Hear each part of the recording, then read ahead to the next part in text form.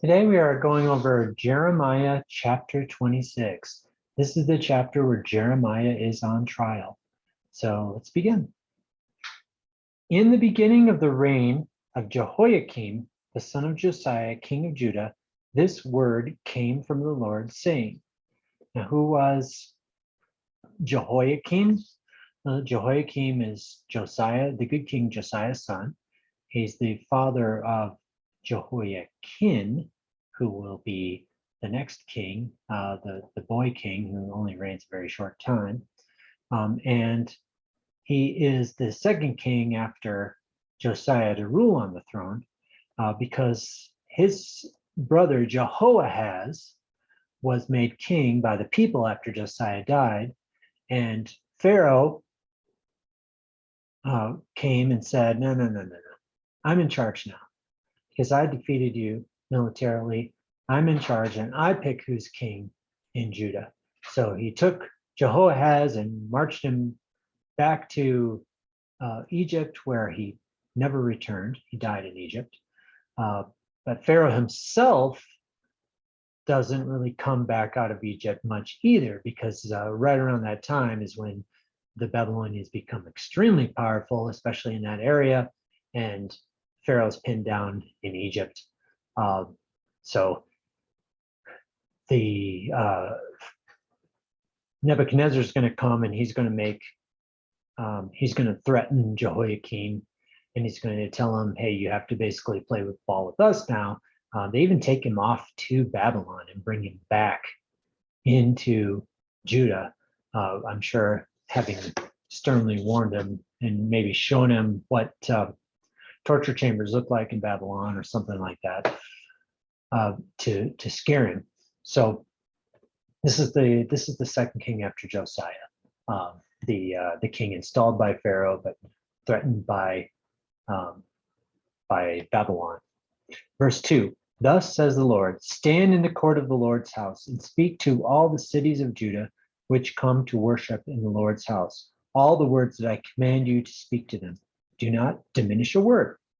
Perhaps everyone will listen and turn from his evil way, that I may relent concerning the calamity which I purpose to bring on them because of the evil of their doings. I've said before many times that Jeremiah is not in chronological order. It jumps all over the place. And one of the, if it didn't already tell us that this was in the reign of Jehoiakim, one of the telltale signs that this was a little bit earlier in Jeremiah's political or prophecy career, is that God is still suggesting that he might relent from all this danger, all this terror that's going to be coming. It kind of, the tide kind of changes after Jeconiah becomes king.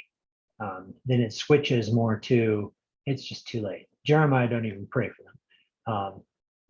Even if Moses was here, I wouldn't relent of this wickedness. So, but we're a little earlier now, and God is willing to relent if the people would only turn from their wicked ways. I mean, we know they're not going to. Verse 4, and you shall say to them, thus says the Lord, if you will not listen to me, to walk in my law, which I have set before you, to heed the words of my servants, the prophets, whom I send to you, both rising up early and sending them, but you have not heeded, then I will make this house like Shiloh, and will make this city a curse to all the nations on the earth. If you remember when we were in the earlier part of Jeremiah, Shiloh was brought up. Shiloh is the place where the tabernacle used to sit. So what had happened was the tabernacle was in Shiloh, and the temple was there. Or I'm sorry, the Ark of the Covenant was there at the tabernacle. And the people thought, hey, you know, it would be a good idea to help us defeat the Philistines in battle. Let's march the Ark into battle. Basically trying to twist God's arm to get him to fight for them when they want him to fight for him. Of course, you can't twist God's arm. What ends up happening is they come to Eli the priest after the battle, and the first thing they say to him is, oh, we lost the battle. And he's like, oh no. And then they say, your sons, Hophni and Phinehas, are dead. Oh no. And the Ark of the Covenant has been captured by the Philistines. With that, he falls back on his chair and dies. And his daughter-in-law prematurely, immediately gives birth. And they name the child Ichabod. The glory has departed from Israel. That's what Shiloh is known for. And the place later is essentially in ruins. So this place also is near and dear to Jeremiah. We saw before that his family has a connection to Shiloh and how they were priests administering in the tabernacle and such. So that there's definitely a motivation for Jeremiah to want to talk about this. He's very knowledgeable on the subject, and it's been brought up before, and we've talked about it before earlier in the study of Jeremiah. So the people there, they might think that Jerusalem's going to be okay because the temple is there and the ark is there. Well, it's not going to be okay. It's going to be just like Shiloh, where it wasn't okay. Verse 7, so the priests and the prophets and all the people heard Jeremiah speaking these words in the house of the Lord. Now it happened, when Jeremiah had made an end of speaking all that the Lord had commanded him to speak to all the people, that the priests and the prophets and all the people seized him, saying, you will surely die. Why have you prophesied in the name of the Lord, saying, this house shall be like Shiloh, and this city shall be desolate without an inhabitant? And all the people were gathered against Jeremiah in the house of the Lord. So they're very upset because he's preaching gloom and doom, or rather he's prophesying doom to the nation. But why should they be upset? Why kill the messenger, if you will, to pardon the expression? It's not Jeremiah's fault. These are words coming from God.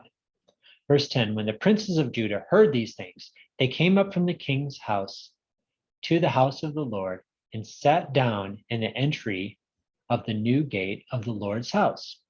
So these are the princes in the palace, and they find out that there's a ruckus going on, and they hear these bad words that Jeremiah is prophesying gloom, and so they're coming down to figure out what's going on and hopefully make things better in the country. And by the way, think about who these princes might be. I don't know if these are like noble people or just young people who grew up in the king's court, not necessarily heirs to the throne, but they could include heirs to the throne.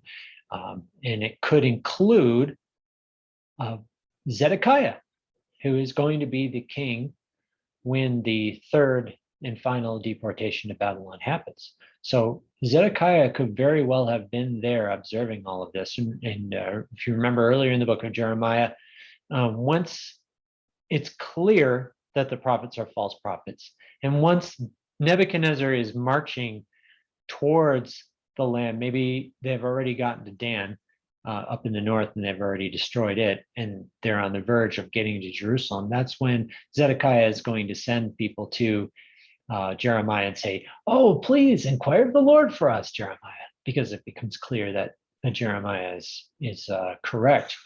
So it could be that Zedekiah was observing all this from way back here.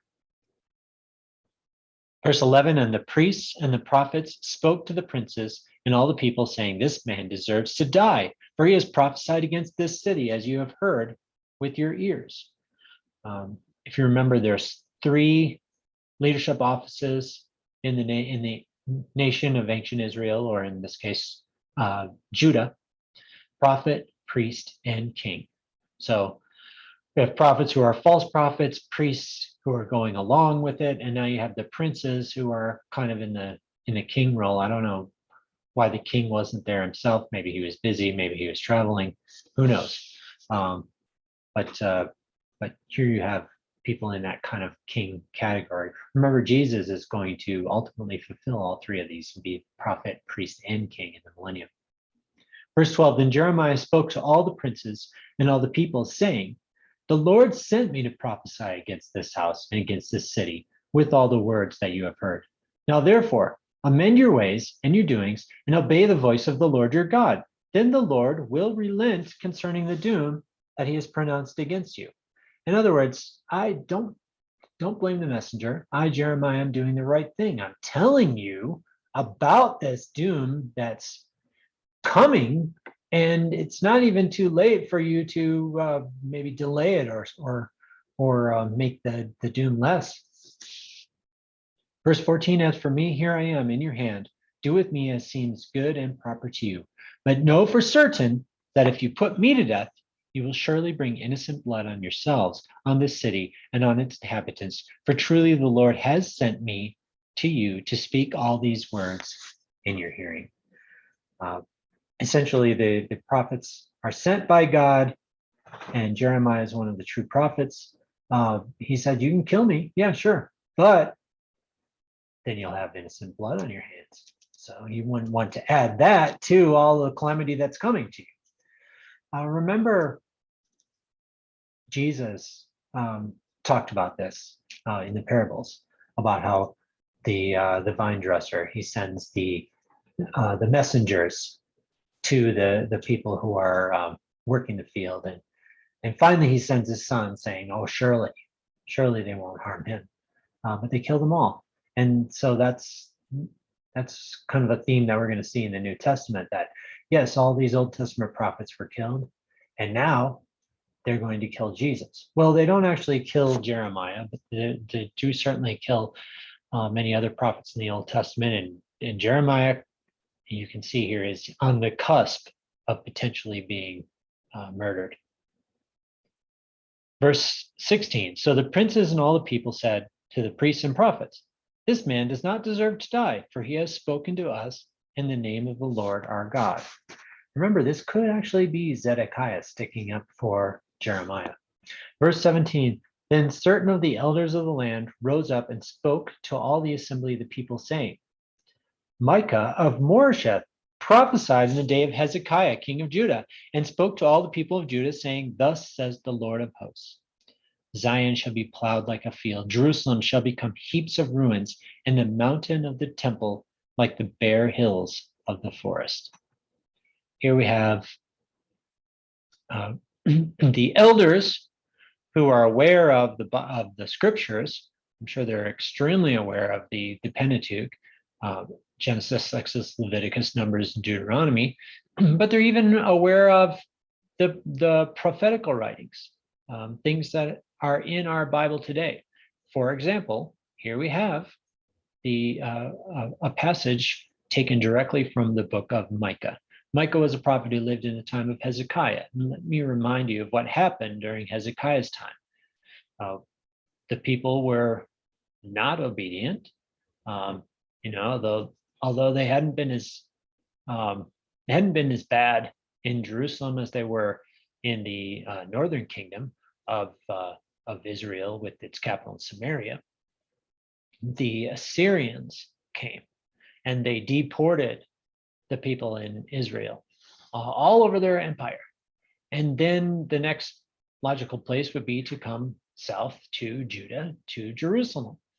And when the Assyrian army came to Jerusalem, Hezekiah prayed to the Lord, and the angel of the Lord came and wiped out the Assyrian army, to the point where in the annals that they have, it'll say Sennacherib did all these terrible, or all these great things from his perspective, and I defeated this nation, and I defeated this nation, and this one, and I caged Hezekiah up like a bird in a cage.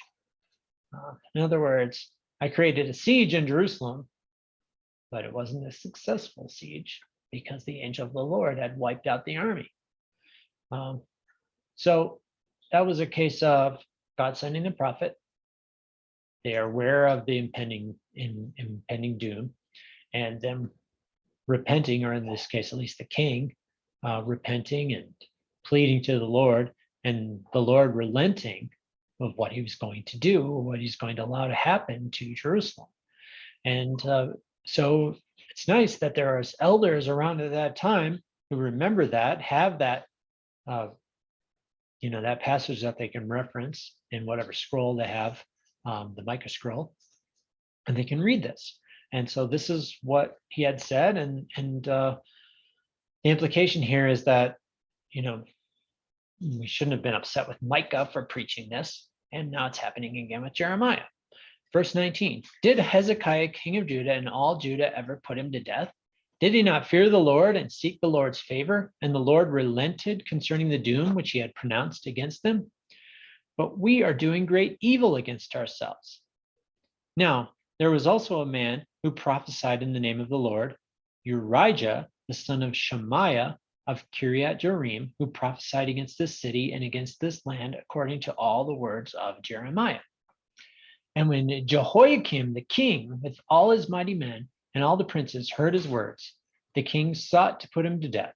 But when Urijah heard of it, he was afraid and went to Egypt. Then Jehoiakim the king sent men to Egypt, Elnathan the son of Akbar, and other men who went with him to Egypt. And they brought Urijah from Egypt and brought him to Jehoiakim the king, who killed him with a sword and cast his dead body into the graves of the common people. So maybe that was what Jehoiakim was busy with at the time, that he didn't come to the trial of Jeremiah. Nonetheless, it's probably good that he didn't come. Verse 24, nevertheless, the hand of Ahikam, the son of Shaphan, was with Jeremiah, so that they should not give him into the hand of the people to put him to death.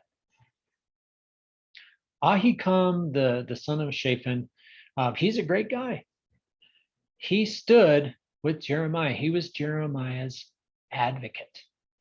And we'll find later that his son, Gedaliah, becomes the governor after Zedekiah is killed, or taken into captivity.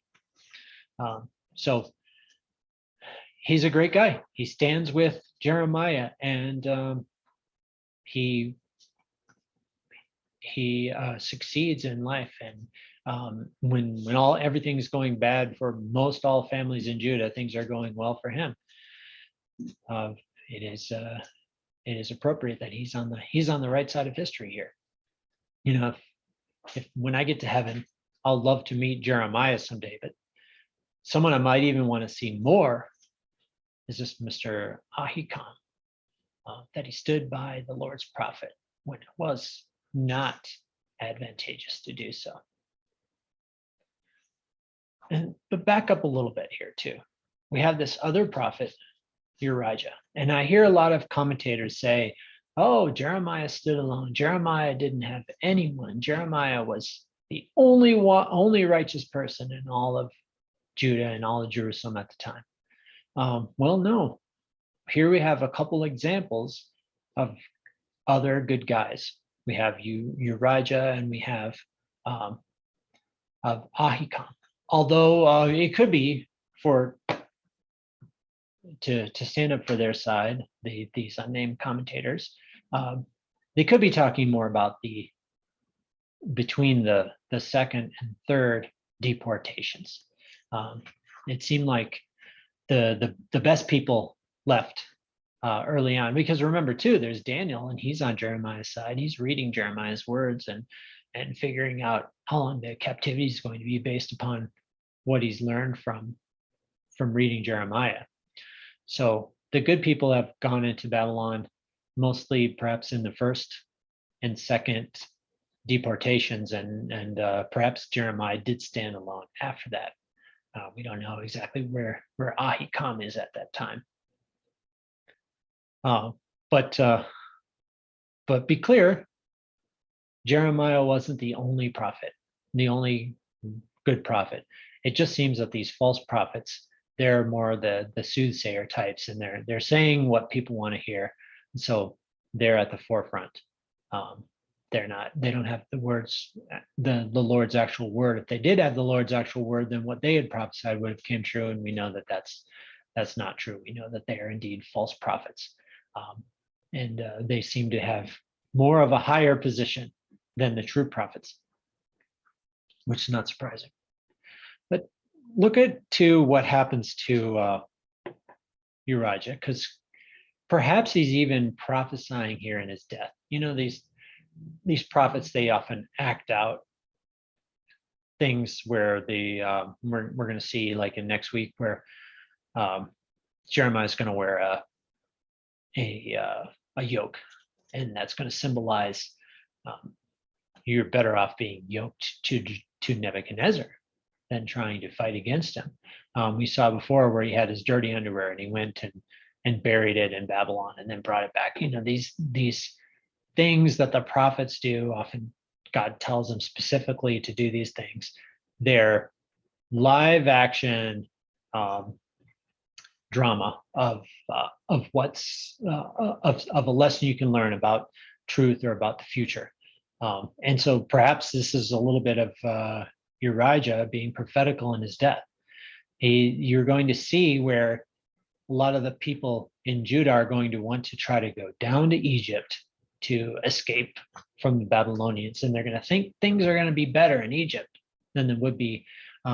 Jeremiah is going to tell them, no, you'd be much better off just surrendering to the Babylonians. You're going to Babylon.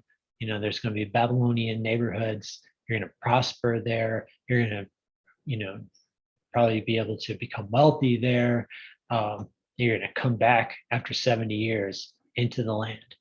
You're much better off going to Babylon than trying to stay in Jerusalem and fight against the Babylonians, have a siege, try to hold off in Jerusalem, or to go down to Egypt. And going down to Egypt is backwards. I mean, that's where you were in slavery before. Why would you want to go back there? And this is what Urijah does, and he dies. So perhaps it's a symbol of don't do this thing. Don't go back to Egypt. Great. We'll see you next week, and we'll be in chapter 27.